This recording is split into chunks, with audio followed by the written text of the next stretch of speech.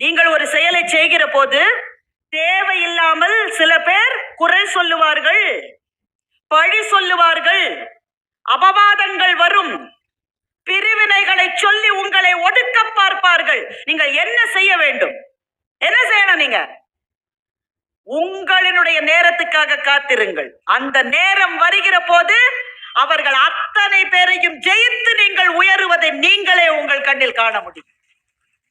ஒரு சோடியில வேற மாதிரி இருக்கும், இந்த சோடியில வேற மாதிரி இருக்கும். ரெண்டுத்தையும் ஒப்பிட்டு எது சரியானது என்று தேர்வு செய்து இப்படி உழைத்து உழைத்து உழைத்து அரும்பாடுபட்டு சீவக சிந்தாமணியை பதிப்பித்து விட்டார்.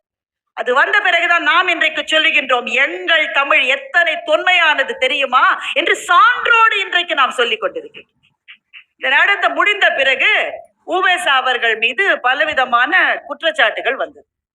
பெரும் குற்றச்சாட்டு சமண காவியம் இல்லையா சீவக சிந்தாமணி, சமண காவியத்தை நீங்கள் ஏன் எழுதுகிறீர்கள் என்று ஒரு குற்றச்சாட்டு. நிறைய குற்றச்சாட்டுகள் வந்த உடனே உவேசாவுக்கு இதுக்கெல்லாம் பதில் சொல்லணும்னு சொல்லிட்டு நீளமா ஒரு லெட்டர் எழுதினார். பெரிய கடிதம் ஒன்று, ஒவ்வொரு பாயிண்ட்டுக்கும் பதில் எழுதி எழுதி ஒரு 20 பக்கம் பதில் எழுதிட்டு ராமசாமி முதலியார் அவர்களை போய் சந்தித்து, இந்த மறுப்பை நான் கொடுக்க போகிறேன், நீங்க ஒரு தடவை படிச்சு பாத்துருங்க, இந்த மறுப்பு சரியானதானே. அவர் முழுக்க படிச்சு பார்த்தாரு, ஃபுல்லா கிழிச்சு குப்பை தொட்டில போட்டார். இப்ப மாதிரியா கம்ப்யூட்டர்ல இன்னொரு காப்பி எடுக்கலான்றதுக்கு கஷ்டப்பட்டு எழுதிருக்காரு சார். என்னங்க கிழிச்சு போட்டுட்டீங்க? 20 பக்கம் நான் கஷ்டப்பட்டு மறுப்பு எழுதிருக்கேன். உன் வேலை மறுப்பு சொல்லுவதல்ல. யாராவது உன் வேலையில் நீ உன் மனதையும் உன் ஆன்மாவையும் செலுத்தி ஒரு வேலையை செய்கிற போது 8 பேர் பாராட்டினார்கள் என்றால் ஒருவர் பொறாமைப்படுவார். பொறாமைப்படுகிறவர் தப்பு சொல்லுவார். அவருக்கு என்ன பதில் தெரியுமா? மறுப்பு எழுதுவதல்ல, இதை விட அதிக உயரங்களுக்கு நீ செல்வது ஒன்று மாத்திரம்தான் இதற்கான பதில். பெருமக்கள், இது ஒரு பெரிய வாழ்க்கை பாடம், பெரிய வாழ்க்கை பாடம். ஏனென்றால் நீங்க எவ்வளவுதான் நன்மை தேடி செய்தாலும் குறை சொல்றதுக்குன்னே 2 பேர் வந்து நிற்போம். உண்டா இல்லையா சொல்லுங்க? உங்களுடைய உறவுக்காரர்களே இருப்பாங்க. உறவுகள் ரொம்ப பெருசா, நான் குறைச்சு சொல்ல வரல. ஆனாலும் என்ன இவளே எல்லாத்தையும் செய்யற மாதிரி ரொம்ப பண்ணிக்கிற, இவ மாத்திரம் தான் செய்யறாளா, நாங்கெல்லாம் செய்யலையா? இந்த பேச்சு வராத ஒரு திருமணம் கூட இந்தியாவில் இதுவரை நடந்ததில்லை.